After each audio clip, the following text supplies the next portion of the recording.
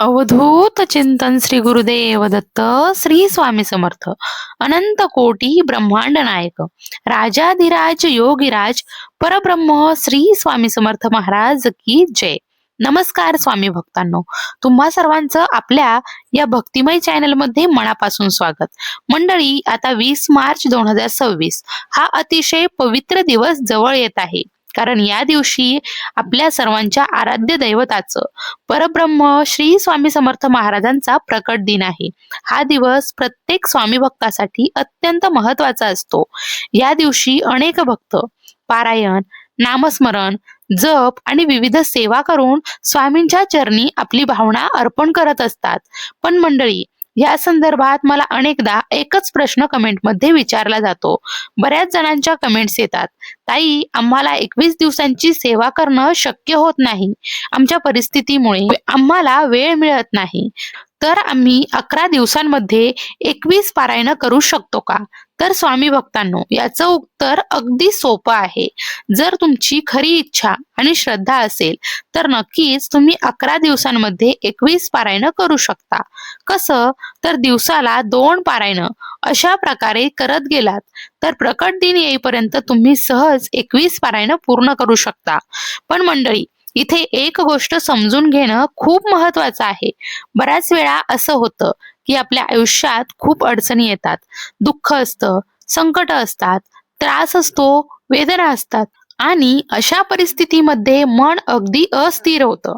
आपल्याला वाटतं आपण महाराजांची सेवा करावी, नामजप करावा, पारायण करावं, पण जेव्हा आपण बसतो तेव्हा मन अजिबात लागत नाही. मन 100 प्रकारे विचार करू लागतं. बऱ्याच जण म्हणतात, ताई आमची खूप इच्छा आहे सेवा करण्याची, पण बसलो की मन एकाग्र होतच नाही, मनात नको ते विचार येतात. मग अशा अवस्थेत आम्ही सेवा कशी करायची? तर स्वामी भक्तांनो, आजचा हा व्हिडिओ खास तुमच्यासाठी आहे. कदाचित हा स्वतः महाराजांचा संदेश असेल, म्हणून महाराज जणू तुम्हाला सांगत आहेत, बाळा तू जसा आहेस तसाच राहा, जिथे आहेस तिथूनच माझं नाम घे, तुझ्या अडचणींमध्ये माझी सेवा कर. कारण एक गोष्ट कायम लक्षात ठेवा, या जगात पूर्णपणे सुखी असा कोणीही नाही. तुमच्यापासून माझ्यापर्यंत प्रत्येकाच्या आयुष्यात काही ना काही समस्या असतातच. कधी आर्थिक अडचणी, कधी मानसिक त्रास, कधी कौटुंबिक प्रश्न. पण खरं सांगायचं झालं तर हे सगळं आपल्या आयुष्याचा एक भाग आहे. मला नेहमी असं वाटतं की परमेश्वराने आपल्या प्रत्येकासाठी आधीच सगळं लिहून ठेवलेलं आहे. कधी काय द्यायचं, कधी काय घ्यायचं, कधी आनंद द्यायचा आणि कधी परीक्षा घ्यायची, हे सगळं त्याच्या नियोजनात असतं. मग आपण का त्यामध्ये हस्तक्षेप करायचा? आपण फक्त स्वीकार करायला शिकायचं. जे मिळालं आहे ते स्वीकारायचं आणि आजचा दिवस आनंदाने जगायचा. कारण खरं सांगायचं तर उद्याचा दिवस कसा असेल हे कोणालाच माहित नसतं. म्हणून आजचा दिवस, आजची क्षण, आजचा श्वास हे सगळं महाराजांच्या नामाने भरून टाका. मंडळी, एक छोटं उदाहरण देते. समजा तुमच्या घरात एक छोटं बाळ आहे. ते बाळ रोज तुम्हाला एखादी गोष्ट मागत असेल. एकदा सांगतं, दोनदा सांगतं, तीनदा सांगतं आणि शेवटी आपणच त्रासून जातो. आपण म्हणतो, बस आता पुरे. पण आपण परमेश्वराकडे काय करतो? सकाळी उठलो की महाराज हे द्या, दिवसात पुन्हा महाराज ते द्या, रात्री झोपताना महाराज हेच द्या, स्वप्नात दिसले तरी महाराज हेच द्या. मग विचार करा, परमेश्वराला सगळं माहिती नसतं का? स्वामी भक्तांनो, आपण फक्त क्षणिक सुखाचा विचार करतो. आपल्याला लगेच मिळालं पाहिजे असं वाटतं. पण महाराज आपल्या 10 वर्षांनंतरच्या आयुष्याचा विचार करत असतात. कधी कधी एखादी गोष्ट आपल्या हातून जाते, आपल्याला खूप वाईट वाटतं, पण नंतर कळतं की त्या गोष्टीच्या बदल्यात परमेश्वराने आपल्यासाठी 10 पट चांगलं ठेवलेलं होतं. म्हणूनच म्हणतात, जे होतं ते चांगल्यासाठीच होतं. आज तुम्ही कदाचित अडचणीत असाल, संकटात असाल, पण एक दिवस तुम्ही स्वतःच म्हणाल, महाराज त्यावेळी जे घडलं तेच माझ्यासाठी योग्य होतं. आणखी एक महत्वाची गोष्ट सांगते. बऱ्याच वेळा असं वाटतं की देव आपल्याला जास्त दुःख का देतो? पण कदाचित यामागे देखील एक कारण असतं. जो व्यक्ती परमेश्वराच्या जवळचा असतो, जो खरा योद्धा असतो, त्यालाच देव जास्त परीक्षा देतो. कारण परमेश्वराला माहिती असतं, हा माझा भक्त आहे, हा हे सगळं सहन करू शकतो. म्हणून स्वामी भक्तांनो, तुमच्या आयुष्यात काही अडचणी असतील तर घाबरू नका. कदाचित महाराज तुमची आध्यात्मिक प्रगती घडवत आहेत.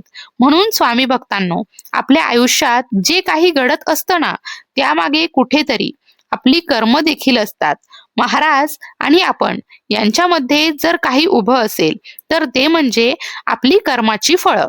आपण मागच्या जन्मात काय केलं, काय पाप, काय पुण्य हे आपल्याला माहित नसतं. पण एक गोष्ट नक्की आहे, जेव्हा आपण या जन्मात येतो तेव्हा आपण रिकाम्या हाताने येत नाही. काही ना काही कर्माची गाठोडं घेऊनच आपण जन्माला येतो. आपण अनेक ग्रंथांमध्ये वाचतो. संक्षिप्त श्रीमद भगवद्गीतेमध्ये देखील याचा उल्लेख आहे. माणूस जेव्हा जन्म घेतो तेव्हा तो काही ना काही कर्मफळ घेऊनच येतो आणि जोपर्यंत ती कर्मफळं संपत नाहीत तोपर्यंत त्यातून सुटका होत नाही. म्हणूनच स्वामी भक्तांनो, आपण अध्यात्माकडे वळतो. कारण अध्यात्म म्हणजे फक्त पूजा किंवा विधी नाही. अध्यात्म म्हणजे मनाचं शुद्धीकरण, विचारांचं शुद्धीकरण आणि शेवटी आत्म्याचं शुद्धीकरण. खरं पाहिलं तर अध्यात्माचा अंतिम उद्देश आहे मोक्ष. पण आपण सर्वजण सांसारिक आहोत. आपल्याला संसार आहे, जबाबदाऱ्या आहेत, अडचणी आहेत. म्हणून आपण सेवा करताना एक अपेक्षा ठेवतो, आपल्या अडचणी कमी व्हाव्यात, आपले प्रश्न सुटावेत. यासाठी आपण महाराजांच्या चरणी साकडं घालत असतो आणि अनेक वेळा महाराज त्या इच्छा पूर्ण देखील करतात. पण एक गोष्ट समजून घ्या, आपण रोज महाराजांकडे एकच मागत बसतो. सकाळी उठतो, महाराज हे द्या, दिवसात पुन्हा तेच. मग खरं तर त्यांना सगळं माहीत असतं. म्हणूनच स्वामी सेवेचा खरा अर्थ असा आहे, महाराजांवर पूर्ण विश्वास ठेवणं. आपण कितीही नवस केले, कितीही पारायण केली तरीही महाराजांना त्याचा काही परिणाम होत नाही. कारण ते आपल्याला जे योग्य आहे तेच देतात. आपण म्हणतो मला हेच पाहिजे, पण महाराज म्हणतात तुझ्यासाठी जे योग्य आहे तेच तुला मिळेल. म्हणूनच सगळं त्यांच्या चरणी सोपवून द्या. कधी काय द्यायचं, कधी काय घ्यायचं हे सगळं महाराजच ठरवतात. आपण फक्त निमित्त असतो. आता आणखी एक गोष्ट खूप महत्वाची आहे. बऱ्याच वेळा काही लोक म्हणतात आम्ही स्वामी भक्त आहोत आणि मग ते जगासमोर ते दाखवू लागतात.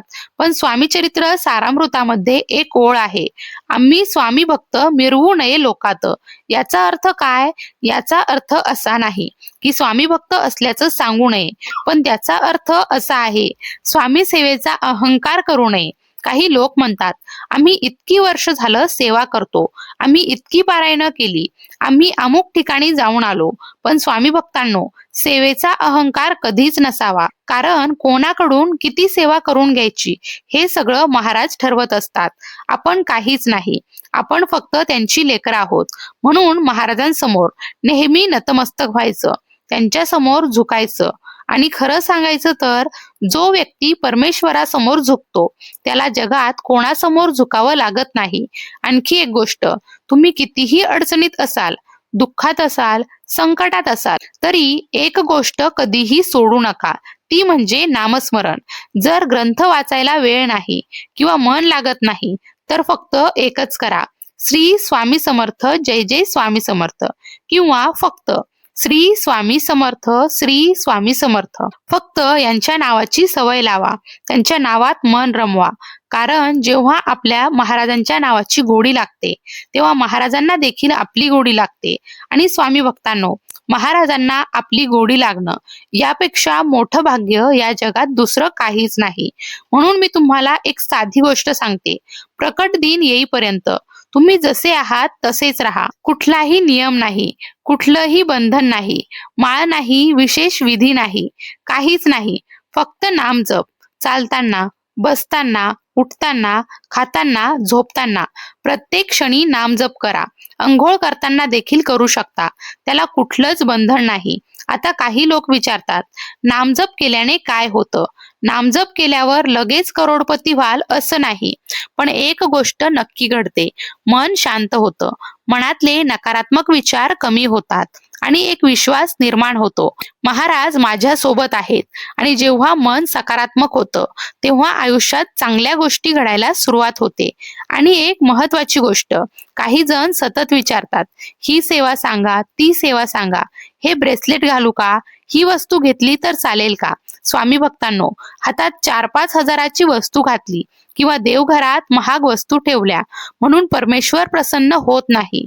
परमेश्वर प्रसन्न होतो तो भावनेने आणि नामस्मरणाने. जर तुम्ही खरोखर अडचणीत असाल तर जवळच्या स्वामी केंद्रात जा. तिथे तुमचे प्रश्न सांगा. तिथे 1 रुपयाही घेतला जात नाही. तुम्हाला योग्य सेवा सांगितली जाते. पण कोणाच्या बोलण्यावर विश्वास ठेवून महागड्या वस्तू खरेदी करू नका. लक्ष्मी प्राप्तीसाठी अनेक सेवा सांगितल्या जातात, जसं की विष्णू गायत्री मंत्र, लक्ष्मी गायत्री मंत्र, कुबेर मंत्र, नवार्णव मंत्र, तसेच व्यंकटेश स्तोत्र, श्री सूक्त या सेवा केल्याने देखील अनुभव येतो. महिलांना कुंकुमार्चन करतात तरीही चांगले अनुभव येतात. फोटो असेल, श्रीयंत्र असेल किंवा अगदी सुपारीवर देखील पूजा केली जाते तरीही अनुभव हा येतोच. म्हणून महागड्या वस्तूंच्या मागे लागू नका. आपण खूप कष्टाने पैसा कमावतो, ते पैसे वाया घालवू नका. सेवा करा, कारण सेवेमुळे बदल होतो. अनुभव असंख्य आहेत. खूप लोकांना याचा लाभ झालेला आहे. जर अडचणी असतील तर केंद्रात जा. तिथे प्रश्न विचारा, मार्गदर्शन घ्या आणि सेवा करा. बाकी सगळं महाराजांवर सोडून द्या. तर स्वामी भक्तांनो, आज सांगितलेली सेवा तुमच्या भावनेनुसार करा. तुमच्याकडून झालेली प्रत्येक सेवा मी महाराजांच्या चरणी अर्पण करते. जर हा व्हिडिओ तुम्हाला आवडला असेल तर व्हिडिओला लाईक करा, तुमच्या स्वामी भक्त मित्रांपर्यंत शेअर करा आणि चॅनलला सबस्क्राईब करायला विसरू नका. पुन्हा भेटूया अशाच एका भक्तिमय व्हिडिओसह. तोपर्यंत भिवू नकोस, स्वामी सदैव पाठीशी आहेत.